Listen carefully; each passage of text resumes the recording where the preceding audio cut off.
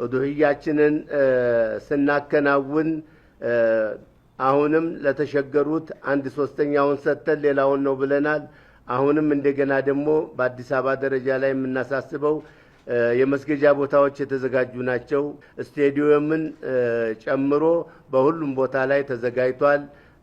ያንን በተግባር መዋል አለብን ነው የምንለው። መልካም ዒድ እንዲሆንልን እያሳሰብኩኝ ዒድ ሙባረክ ኩሉ ዓም ወአንቱም ቢኸይር ተቀበለላሁ ሚና ወሚንኩም። መልካም ዒድ አላህ ያርግልን፣ አገራችን አላህ ይጠብቅልን። ምእመኑ ይህንን በዓል ሲያከብር ከአላህ የተሰጠውን ጸጋ እያመሰገነ ከራሱ በላይ ለወንድምና ለእህቶቹ ማሰብን፣ በችግር ውስጥ ያሉትን መደገፍንና ማህበራዊ አንድነትን በተግባር በማሳየት ሊሆን እንደሚገባ ምክር ቤቱ አጥብቆ ያስገነዝባል።